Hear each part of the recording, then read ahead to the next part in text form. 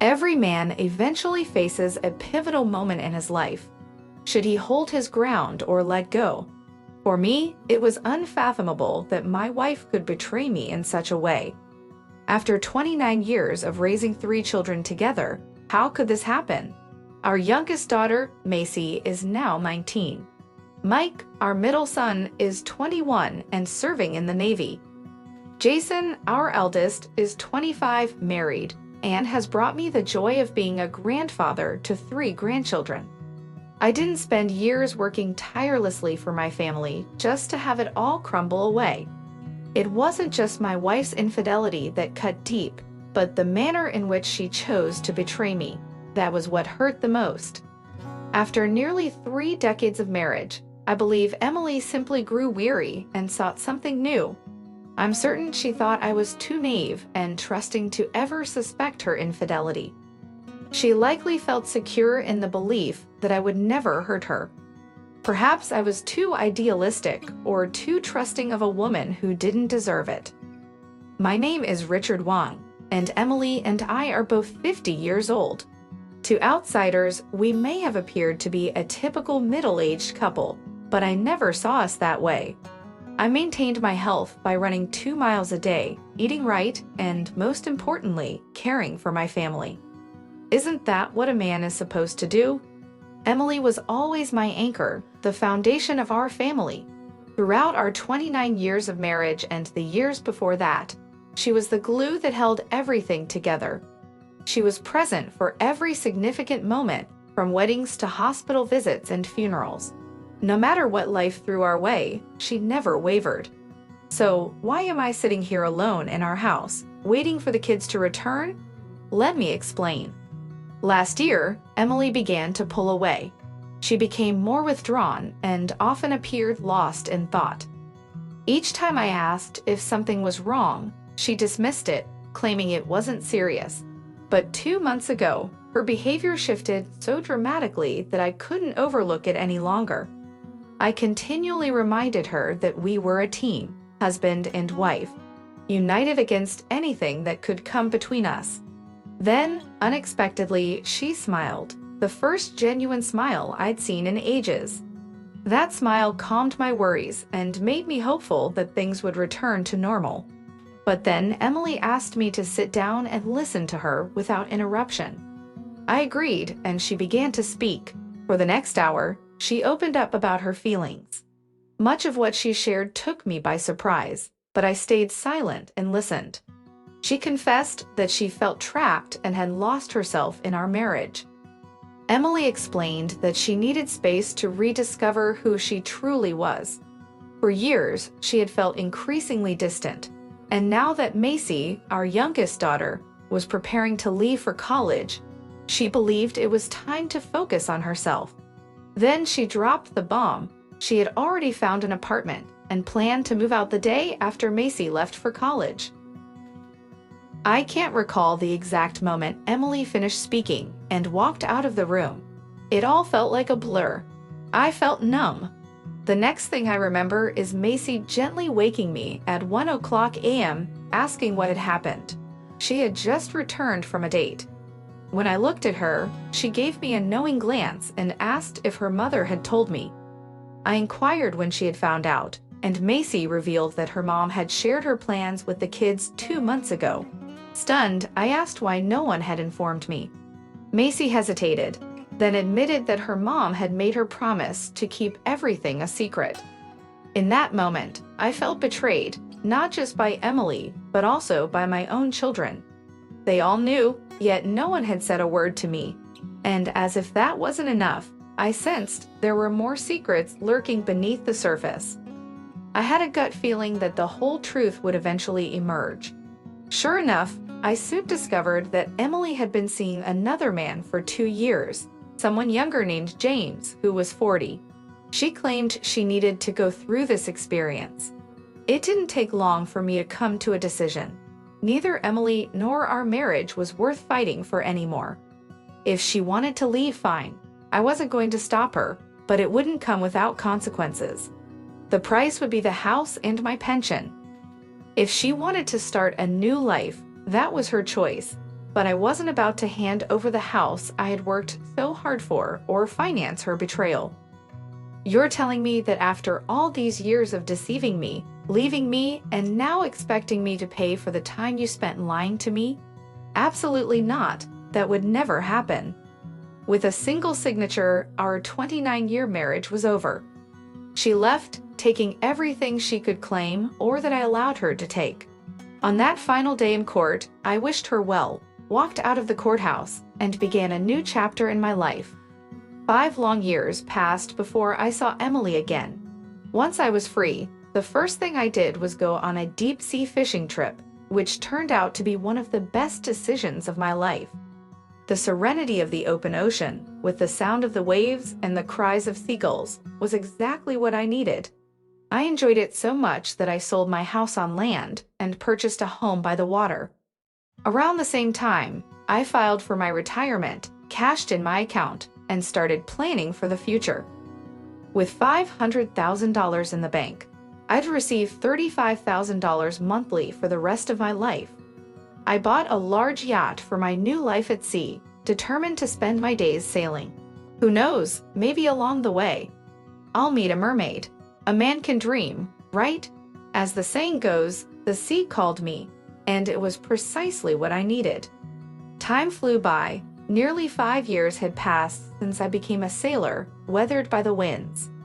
After returning from a 2-month cruise, I received a call from Macy. She asked how I was doing and where I was. Sensing her sudden interest, I inquired about what she needed, feeling there was more to the conversation. Then Macy dropped the bomb. Emily needed my help. I immediately questioned why, after all these years, her mother suddenly needed something from me. Macy then revealed more shocking news. Emily had a little girl I didn't know about. When she asked if I'd meet with her mother, I firmly refused. Macy grew angry, asking how I could be so heartless. I retorted, questioning how she could justify her silence, knowing her mother was planning to leave me while saying nothing. I hung up, and the phone rang nonstop for the next 10 minutes, but I ignored it and eventually switched it off. The following morning, I changed my number and started preparing for my next voyage. This time, my small but cozy, woman-free boat was ready to set sail. Just as I was about to leave, my sons Mike and Jason appeared on the dock. They seemed unsure of how to approach me, so I invited them aboard and offered each of them a beer. Jason spoke first. "Dad, we know we should have told you what Mom was planning, but we honestly didn't think you'd react this way, or that it would drag on for so long. You were always busy with work anyway," he mumbled. Mike added, "Mom was lonely, and yeah, she made a mistake, but now she needs your help, and you're just turning your back." I remained silent, watching them. Jason cleared his throat, exchanged a look with Mike, and asked, "Aren't you going to say anything?" I wanted them to grasp my perspective before I left. "Guys, I don't understand. Your mother cheated on me, left, and we've been divorced for years. Now she has a child with someone else." They nodded, though reluctantly. "So what does this have to do with me? Let's not forget that you 3 kept her plans from me while I was left in the dark. You all knew what was going on, but none of you spoke up. And now she's in trouble, and I'm suddenly the bad guy? Honestly, I'm surprised you even found me, considering I haven't heard from you in 5 years. The last time I saw you was in a newspaper photo with your mother and her new husband at some hospital wing opening. You all looked great, like the perfect family. What did they call you? Ah yes, the happiest family in town. So what brings you here?" They sat there, clearly uncomfortable and uncertain. Finally, Jason mustered the courage, cleared his throat again, and said, "Dad, Karen needs a kidney, and Mom wants you to get tested to see if you're a match." I stared at him, stunned. "Are you serious? Why should I get tested for a child who has nothing to do with me? Why are you really here?" The irritation in my voice was sharp, and a heavy silence enveloped the room. Finally, Jason and Mike exchanged tense glances before delivering the shocking news. "Dad, here's the truth. Karen, she's your daughter. Mom was already pregnant when she left. Those words hit me like a sledgehammer. Stunned, I struggled to process what I had just heard. Shock didn't even begin to describe what I was feeling. How old is she? I barely whispered. Jason lowered his gaze and quietly replied, "She's 4." I took a deep breath, fighting to keep my anger in check. "And how long have you known about this?"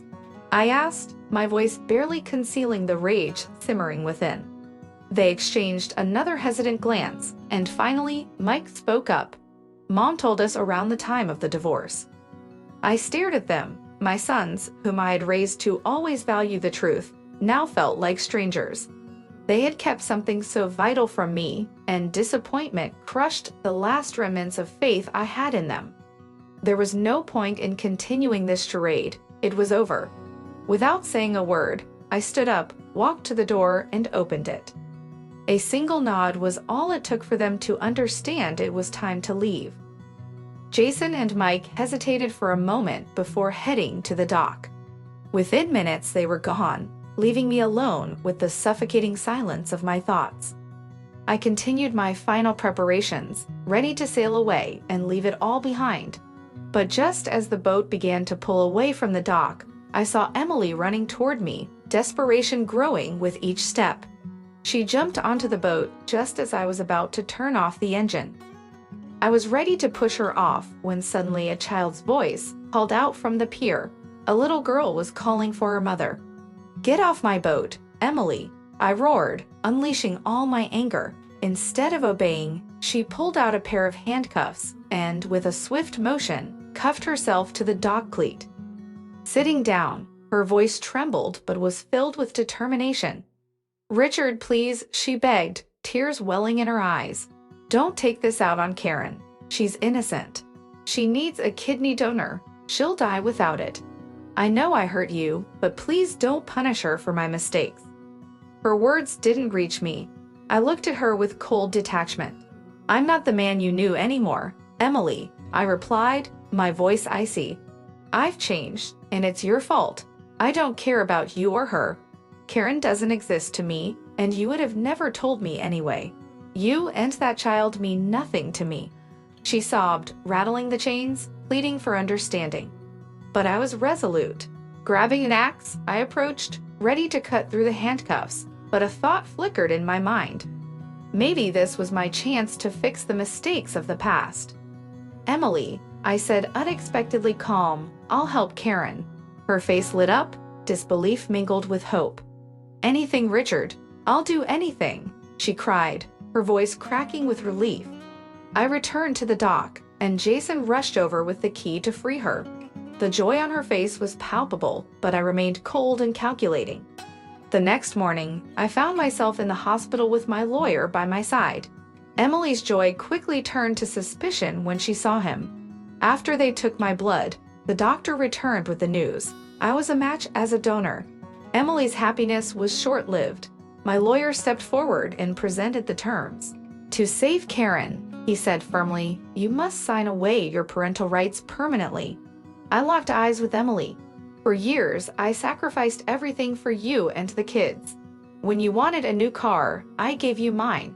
When the kids needed something, I worked myself to exhaustion to provide for them. I missed all of their childhoods, and what did I get in return? Betrayal from every one of you." I glanced at my former family gathered together, their faces pale. "Now it's your turn to sacrifice. If you truly love Karen, you'll let her go, or you can wait for another donor." Emily's face twisted in rage and despair. "I will never give up my child," she screamed. Without a word, my lawyer and I turned to leave. Jason and Mike rushed to block our path, but my lawyer halted them. "Touch him, and I'll make sure you spend the next 10 years behind bars." They froze, caught between anger and common sense. Then my eldest son spoke, his voice trembling with emotion. "How can you live with yourself knowing you're letting your own daughter die?" I stopped and turned to face him, meeting his gaze with cold indifference. "And how do you live with yourself knowing you turned your back on me? Does that guilt keep you up at night?" "Tonight I will sleep peacefully." The events at the hospital became the catalyst for a serious conflict in the days that followed. There was talk of imposing a legal restriction that would keep me in the country indefinitely. But just at the right moment, I started the engine of my boat, pulled away from the dock, and about a mile out into open water, I stopped. I calmly rocked on the waves, ignoring the commotion and desperate gestures of those left on shore. Soon, a bailiff approached me by boat, but I increased my speed and sped away. They would have to chase me for hundreds of miles along the coast before I would even think of unfurling the sails. Once we crossed the border into international waters, the bailiff gave up. I dropped anchor about a mile offshore, and as soon as I had a signal, I called my lawyer to get the latest updates on the situation back home. He told me that Karen's condition had worsened and that Emily was desperate to speak with me. I asked him to arrange a video call. When the call connected, Emily once again begged me to reconsider my decision. I couldn't suppress a smirk. "It's just like how you and the others treated me," I said. "You three conspired against me and threw me overboard. So, Emily, if you can't accept my terms, we have nothing more to discuss. Just goodbye." In the end, she had no choice but to comply. When I arrived at the hospital, I wasn't alone. I had representatives from Child Protective Services with me to avoid any complications. I'd also hired 2 former police officers for added security. No one but me was going to take Karen out of that hospital. Fortunately, the kidney transplant surgery was a success. On the 5th day of our stay, Emily walked into my room with her current husband, the very man she had left me for. He extended his hand for a handshake, but I ignored it, diving straight into my inquiry about their visit. It was clear they were trying to play on my emotions, but that tactic had long since lost its power. Emily and the kids had ensured her new husband understood that emotional manipulation wouldn't work. Switching tactics, he offered me money. Their audacity was almost laughable. They thought they could buy me off. As expected, they left disappointed. On June 10th, Karen and I were discharged from the hospital. By that time, Child Protective Services had filed a lawsuit against Emily for interfering with my parental rights, with her court hearing scheduled for 3 weeks later. When we left the hospital, my security detail was on high alert, hands poised near their holsters, ready for any potential threat. Karen and I were escorted to a car and taken directly to my boat, with one guard boarding first to ensure everything was secure and that no one had snuck aboard. Despite all these precautions, a nagging feeling persisted that something was wrong. As soon as we received the all clear, we set sail. As the shore began to fade into the distance, Karen cried for hours. Eventually, I called her down to the lower deck and showed her her cabin, which was filled with dolls and the latest games. After a while, she approached me, handed me her phone, and asked me to keep it safe. Then she shared a secret. Her mother had told her that if the phone stayed on deck, they could track us. Once she ran off to play with her dolls, I inspected the phone. Sure enough, it was loaded with tracking software. I wasn't surprised. This was exactly what my instincts had warned me about. So they wanted to track us. I'd give them something to track. I placed the phone in a waterproof bag, tied it to a life jacket, and tossed it overboard. Let their tracker drift wherever it wanted. As for Karen and me, we were setting off on an adventure, letting the wind chart our course. Initially, Karen and I had to relearn how to communicate, but in the end, everything worked out wonderfully. It's been about 14 years since then, and Karen has grown up. She's now preparing for college, aiming for university. Recently, she wrote to her mother, informing her that she would return to the U.S. for her studies. My daughter has matured into a sensitive and compassionate young woman. I fully supported her education, and now she's ready to conquer the world. The pride I feel as a father is unparalleled, and nothing can surpass this sense of fulfillment. As for me, I'll keep it brief. I met an amazing woman named Tia. Her black hair and bright blue eyes made a lasting impression. Together, we've created something beautiful and life feels incredibly rich and complete. Recently, Jason learned a harsh lesson in betrayal. His mother, Emily, and his wife decided to throw a bachelorette party. When his wife returned, she was completely broke, and it soon became clear she was pregnant. The most interesting part? The baby was born with a darker complexion, revealing that she had become pregnant by someone else. As for Emily, she didn't waste any time after parting ways with James Paxton. She made a practical decision to get together with his brother. Emily always knew how to take the easiest route. Sometimes, people's choices are just baffling. Take Macy, for example. She was abandoned just before her wedding when her fiancé confessed that he was in love with someone else. And then there's Mike, who works tirelessly in construction, barely making ends meet. But I'm simply happy to have raised a wonderful daughter who adores me and will never betray me. This concludes the story. If you enjoyed it, please give it a thumbs up and subscribe to the channel.